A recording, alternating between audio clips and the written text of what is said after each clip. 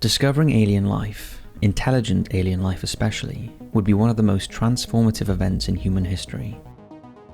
But what if scientists had already discovered extraterrestrial beings, but had just decided to collectively ignore the evidence, pretending nothing had ever happened? To some, the sighting of 1I 2017 U1 was just that moment. Known as Oumuamua, the Hawaiian word meaning first distant messenger, this object was first identified and monitored by observatories around the world, as well as a number of near-orbit satellites. From that moment on, it demonstrated extraordinary behavior, confounding scientists and capturing headlines in the process. With good reason, now many consider Oumuamua to be an artificial object, a spaceship of sort, and one of the most convincing pieces of evidence that we are not alone. With no pictures, no videos, and no eyewitness testimony to go off, understanding this event will involve getting technical. But when the chair of Harvard University's astronomy defense himself publicly considered if, quote, Oumuamua was sent by aliens, it should be clear something groundbreaking is going on. We need to understand it too. So what really happened? Was Oumuamua a strange self-propelled comet, or something else entirely, something far beyond the normal?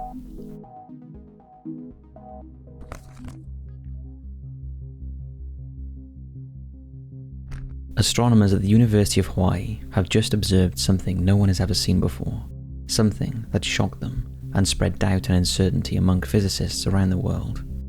Looking through the 1.8 meter telescope near the summit of Mount Halakala on Maui Island, Hawaii, these NASA-funded scientists had just found a highly unusual object. Something very large was hurtling past the sun at breakneck speed. What could it be? The most obvious assumption was an error with the instruments. Phone calls were made. Many initially considered that the object was an asteroid, one of millions pulled in from the belts around our solar system. But although asteroids from beyond Neptune could occasionally be dragged towards the sun, becoming comets as they cross our skies, most move relatively slowly. Even the few asteroids that manage to move so fast that they escape the gravitational field of our sun, leaving our solar system forever, travel no faster than 3.8 kilometers a second. This object was traveling at 87.3 kilometers a second. Nothing originating in our solar system, regardless of its location or possible gravitational interactions, could have naturally accelerated to such speeds. It just wasn't possible. And no man-made object publicly known could have been responsible either. The implications were clear to those viewing this unprecedented object. Whatever this thing was, it must have come from outside of our solar system. The consequences of this discovery were massive. Until then, every celestial body ever observed within our solar system had been of our solar system. Oumuamua was the first exception, the first, inarguably, alien object we'd ever encountered. But it turns out, this unprecedented velocity was just the first of 6 exceptional things about Oumuamua. Because, as we look at what was uncovered that October night, we find exceptional feature after exceptional feature, coincidence on top of coincidence. For some outspoken members in the scientific community, these clues all pointed to the same conclusion. Oumuamua was no comet, but had been created by intelligent alien life.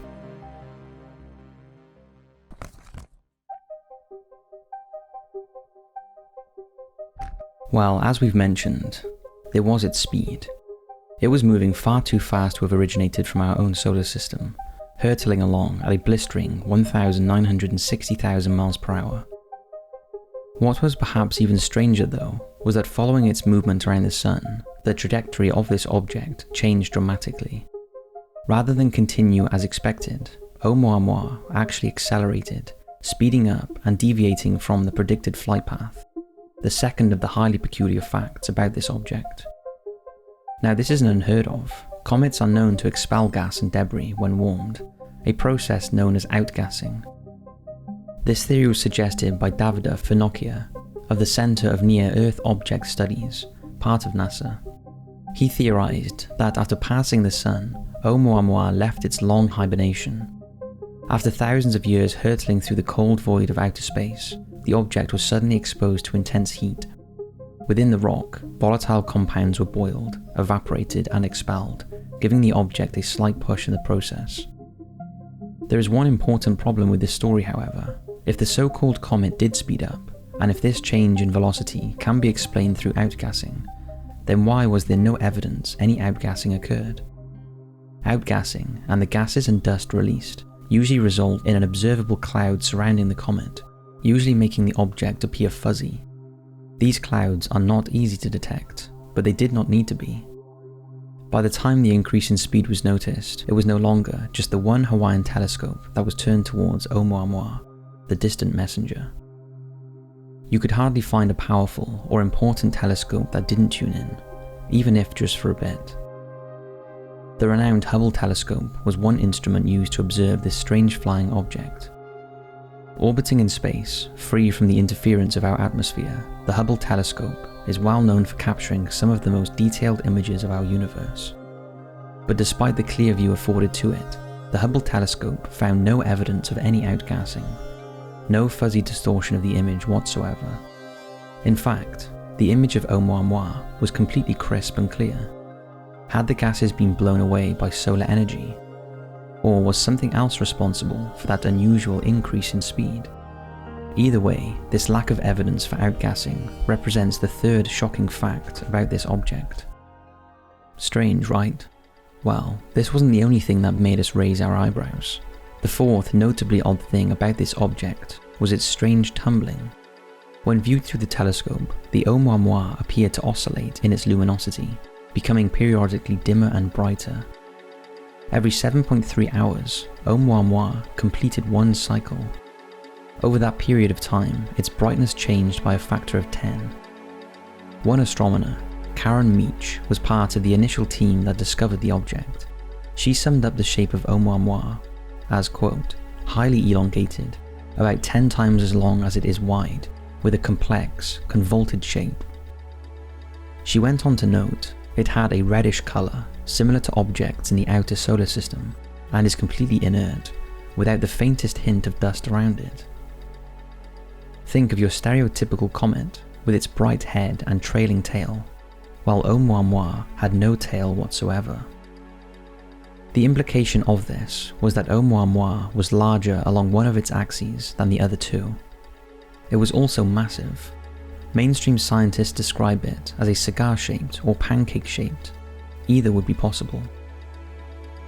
Some others, us included, might be thinking less of cigars and pancakes than ships or saucers.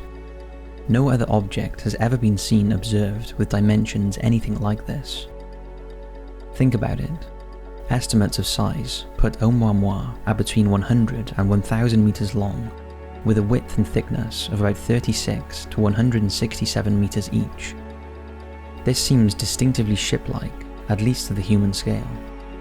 Take the US Navy's Nimitz-class aircraft carriers, for example. They are 332 meters in length, 41 meters wide, and 76 meters high. The thought an interstellar interloper from beyond our own solar system, suspiciously accelerating as it races past our sun, all while having the same approximate dimensions as a nuclear-powered aircraft carrier, must scare you, even if it's just a little. The other alternative, a saucer-like shape, has Oumuamua long, wide, but extremely flat, almost razor-thin. At this point, the idea of flying saucer-shaped UFOs is so widely known, it's almost cliché. But here we have our first proven visitor from beyond our solar system, witnessed by all the scientific community around the world. And what might it look like? A flying saucer. The dominant theory on interstellar objects at the time also stated that one as large as Oumuamua should not even exist. Given predicted models of the abundance of interstellar objects used at the time, it was believed that most comets would be no more than a few meters squared. It so happens that this disc-shaped interstellar interloper, the first ever observed in our own solar system, was larger by orders of magnitude than what was deemed normal. Oumuamua was far larger than any comet was thought possible. you would expect the first visitor from outside our solar system to be a statistically common one. What are the chances that it happened to be an extremely rare one visiting our little solar system populated with intelligent life? Perhaps it wasn't a comet at all, but something else entirely. Something created by another intelligent life form, reaching out to us, or just popping by to check in. And it's this unusual shape, matched with huge proportions, that makes the fifth fact about Oumuamua so unusual. There is one final, highly convincing fact about Oumuamua that seems to indicate it was of alien design. Bear with us here, as it's a bit of a technical one. It turns out Oumuamua was at rest relative to nearby stars. Think of a vessel hurtling through space. From the perspective of such an object at relative rest, it would appear not as if it was moving towards our sun, but that our solar system was slamming into it. The stars surrounding the spacecraft would all hang in the sky, all that is, with the exception of our own. What are the implications of this? Well, this happens to be known as the local standard rest, the sum average motion of all of our nearest stars in this region of the Milky Way. If you wanted to say, disguise your origins and camouflage a spacecraft, this would be the best frame of reference to be in. Oumuamua was travelling in this frame. Something there was only a 0.2% chance of happening. This makes tracing its origins of the comet incredibly difficult and highly unusual.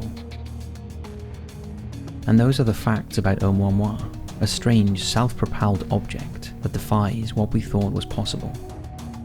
Now before we move on, let's recap exactly what it was that made Oumuamua so exceptional. 1. It was observed as moving so quickly it could only have come from another star.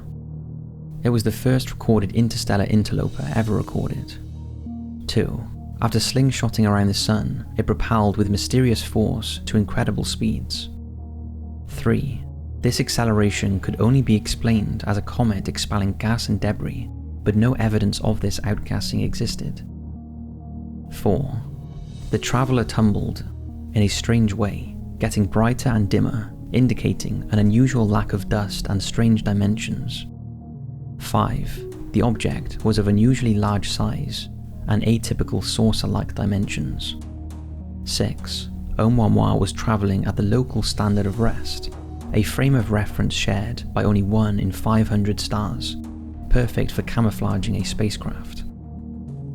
It's no wonder so many astronomers were shocked by this. Any one of these strange features would have people asking questions, but all 6 of them. No wonder so many people refused to believe this thing was nothing more than an ordinary comet.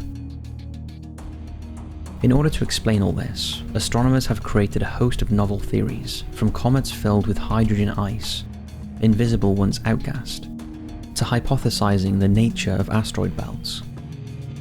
Professor Avi Loeb, a physicist at Harvard University, broke with his peers.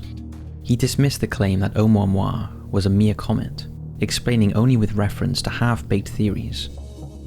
Instead, Loeb believed this blip of light moving so fast past the sun, it could only have come from another star, was some type of extraterrestrial spacecraft, openly publishing papers stating so. One of the first academics to entertain this possibility publicly, Loeb caused uproar.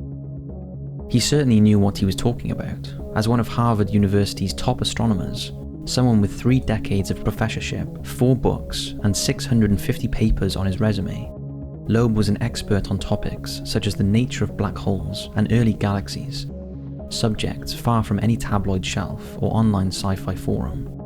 And so, while the rest of the scientific community was rushing to explain Oumuamua as some kind of extraordinary comet, Loeb was researching, writing, and publishing pieces in globally renowned physics journals, pieces that seriously considered the artificial origin of this strange object.